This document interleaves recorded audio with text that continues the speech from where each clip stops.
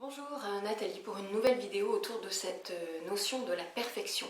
C'est quelque chose que j'entends régulièrement chez les personnes que j'accompagne qui sont sur le chemin d'évolution, cette espèce de petite musique de fond comme quoi on doit atteindre la perfection. Alors d'abord on va tout de suite poser les choses. Ce qui est la perfection pour vous ne l'est certainement peut-être pas pour moi. C'est une notion ô combien subjective et puis parfait par rapport à quoi hein, ça c'est la première question que j'ai envie de vous poser. Donc vous voyez à quel point tout ça est subjectif.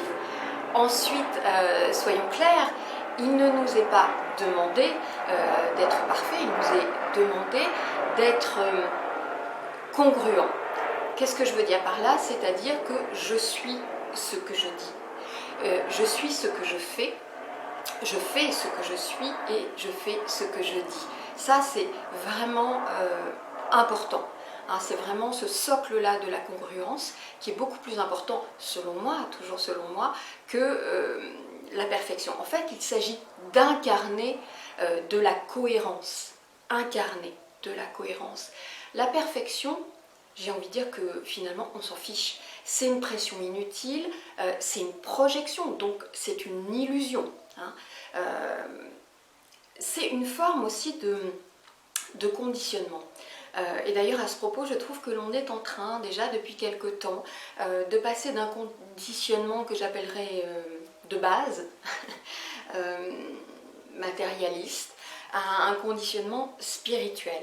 Ça reste un enfermement les amis, un conditionnement c'est un enfermement.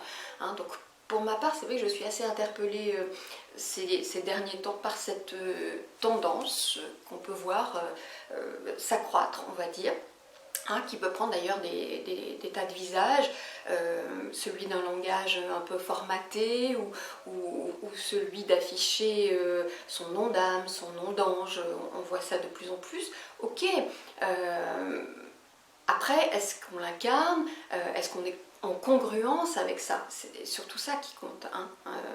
Voilà.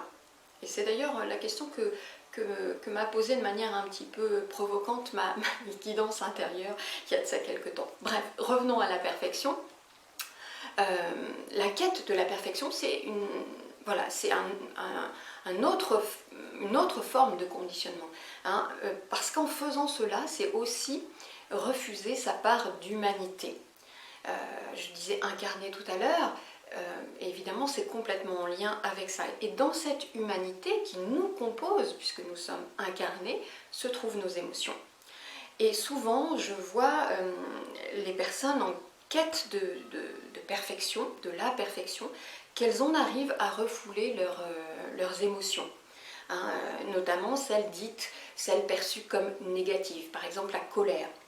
Hein, jusqu'à aller se couper de leur ressenti. Ces personnes installent une sorte de censure émotionnelle parce que ressentir la colère, par exemple, ben, c'est forcément pas bien. C'est que vraiment on n'est pas une belle personne. Alors que je rappelle que nos émotions sont absolument formidables. Ça c'est un de mes grands chevaux de bataille.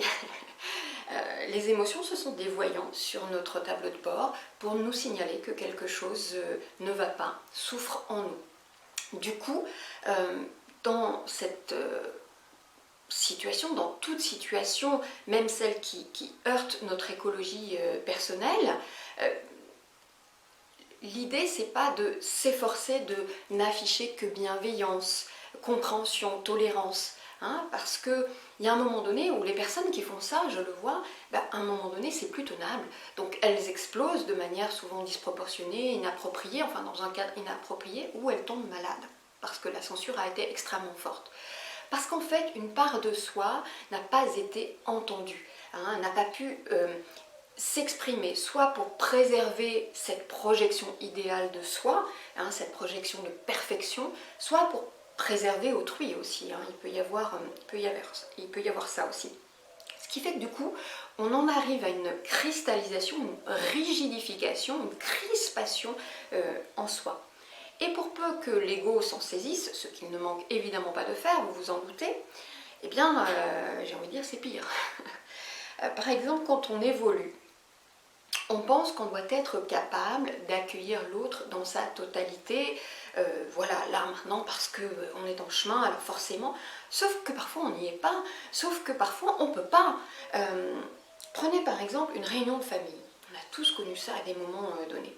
Il y a là un moment où on peut se sentir heurté. Et là, il y a une petite voix qui la ramène, hein, qui d'ailleurs se fait passer souvent pour notre sage intérieur, et qui nous dit quelque chose comme si tu étais vraiment une belle personne, tu pourrais accueillir cela, tu pourrais accueillir cette situation, cette personne, avec tout le travail que tu as fait, que tu fais encore. Là, j'aime autant vous dire qu'en réalité, c'est pas le sage du tout qu'ils expriment, c'est juste notre ego qui est en train de devenir de plus en plus malin. Et ça, on le voit beaucoup. Moi-même, je l'ai vécu et je l'entends au travers des entretiens que je peux avoir ou des retours que j'ai des personnes que j'accompagne. Hein, donc là, le processus, c'est comme je le dis très souvent, c'est d'aller voir ce qui est touché en soi, puisqu'on se sent heurté, par exemple dans cette situation de réunion de famille, pour le transmuter. Hein, donc ça part de soi, on revient en soi, on fait le travail, parce que je ne suis pas du tout en train de vous inviter à stagner dans vos imperfections entre guillemets, mais plutôt à accepter votre humanité pour la faire évoluer. Hein, il y a un livre d'ailleurs du célèbre psychiatre Christophe André qui s'appelle Imparfait, libre et heureux, si ma mémoire est bonne. Donc plutôt que d'être dans une quête infinie et extrêmement censurante, étouffante de perfection, hein, parce qu'il y a derrière ça une intransigeance, une rigidité par rapport à nous-mêmes et finalement peut-être aussi par rapport à autrui, soyons dans un élan à nourrir notre congruence, hein, notre alignement, notre cohérence avec nous-mêmes. C'est un mouvement bien plus fluide, bien plus vivant, bien plus joyeux aussi et plus inspiré, donc plus inspirant, qui s'enclenche alors hein, quand on fait ça. Et alors on peut passer de prétendre, de forcer, parce que la quête de perfection, il y a quelque chose d'artificiel qui sonne un petit peu faux, voyez-vous, donc c'est pour ça que je dis prétendre. Donc passons de prétendre, de forcer à incarner. Voilà, et là, les choses s'ouvrent à l'intérieur de nous, c'est plus léger, plus paisible, et donc forcément aussi à l'extérieur. Je vous dis à très bientôt pour une autre vidéo.